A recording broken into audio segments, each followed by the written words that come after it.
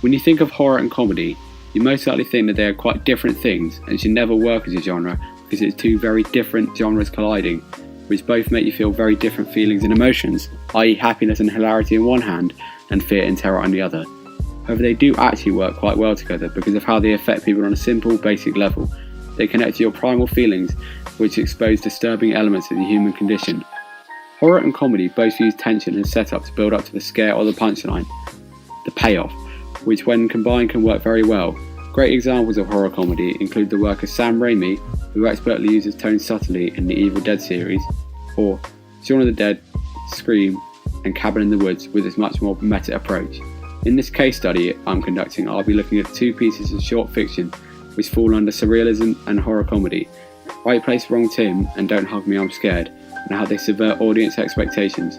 We'll also be looking at how they relate to Richard Raskin's parameters of story design. Right Place, Wrong Tim,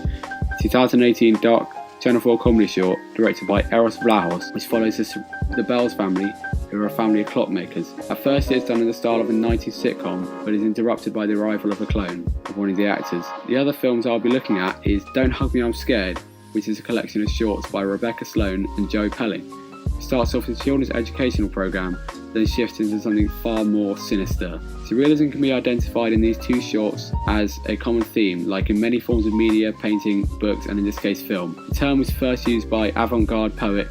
Guillaume Apollinaire in 1903 in a play he wrote, however properly defined first by André Breton in 1924 in his book The Surrealist Manifesto. Surrealism is pure psychic automatism by which one proposes to express either verbally, in writing, or by any other manner, real functioning of thought, dictation of thought in the absence of all control exercised by reason, outside of all aesthetic and moral preoccupation. Surrealism looks into dreams, the subconscious and the weird. Surrealist film often leaves disturbing images ingrained into your mind and a narrative that isn't necessarily linear or normal, as dreams and the subconscious aren't necessarily an illegible, conceivable narrative, and surrealism tries to capture that. In Right Place, Wrong Tim, it is a key theme used in it, with the overabundance of clocks, an image common in surrealism, as one of the most famous surrealist images is Salvador Dali's The Persistence of Memory. What also makes Right Place, Wrong Tim though surreal is the subtle hidden frames of Tim behind the camera and in the audience, and how the infinite clones keep appearing, creating a seemingly endless loop, and the whole scenario really just giving to the dreamlike surrealist effect. What is even more surrealist though is the Don't Hug Me, I'm Scared films, which use of familiar, friendly, childlike characters create a calm, comforting tone, thus increasing the shock value when everything ends up going sinister, with disturbed images of gore and psychological horror that sticks in your mind. The Don't Hug Me, I'm Scared series switches between multiple different narratives, shot type and animation styles, with the audience not really knowing what is real, creating a dreamlike confusion as you never really know what is happening in your dreams either. The films could be also considered postmodernist because of the absence of a regular narrative structure, leaving them much more open to the audience's own perception. In Don't Hug Me, I'm Scared, the use of disturbing imagery juxtaposed with a seeming children's program is, although quite sinister, it is also quite comedic to a point. In Right Place, Wrong Tim, the audience's cued laughter starts off as expected of a live audience in a sitcom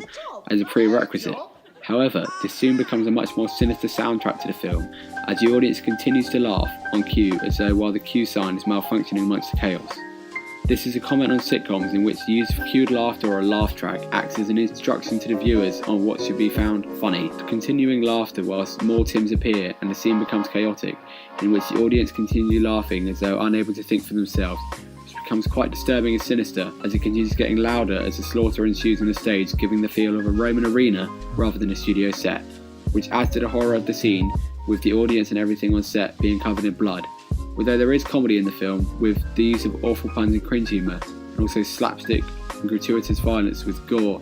when Tim starts killing all the clones with a screwdriver, and it turns into almost Tarantino-esque. The audience's expectations are first subverted when the camera shot changes from a 4:3 aspect ratio to a widescreen handheld high quality shot, breaking the fourth wall when the first Tim clone enters the set after a bad time pun is used, shocking and surprising the audience as it really takes you out of the moment and your comfort zone from a mundane, stereotypical, familiar style from an audience perspective and puts you right into the same position as the actors on stage, immersing you into the confusing experience by the characters. Throughout the film, it cuts between the 4:3 and widescreen, creating a good juxtaposition between the horror and comedy. Richard Raskin's theory of the 5 parameters of story design could be applied to these short films when talking about sound and image. He states, "The best short fiction films, with few notable exceptions, generally keep dialogue to a minimum and rely primarily on visual storytelling. A statement applicable to both films, as however they may have a lot of dialogue, it doesn't take away from the striking visuals which play the main role in the narrative, and towards the end of the shorts, the dialogue is reduced heavily to make way for the visuals and other sounds, especially in Don't Hug Me, I'm Scared, which uses the guise of a children's program and song to lure you into a false sense of security.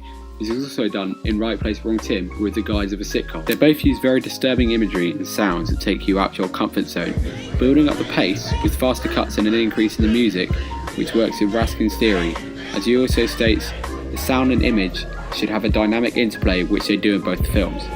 Another one of Raskin's parameters that could be applied to the films is consistency and surprise, where he states any major character in a short film should have definition, a central core of attributes that remain constant. As much of this definition as possible should be established when we first encounter the character,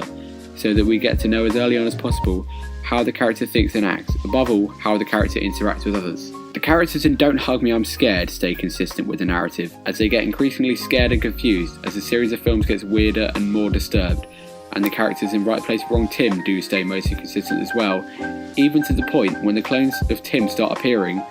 the clones are still acting as Tim, whereas the actors are very confused at the situation and become their normal selves, which is seemingly what happens with the actor for Tim until the very end when he looks up smiling to the camera saying, once again, subverting the audience's expectations.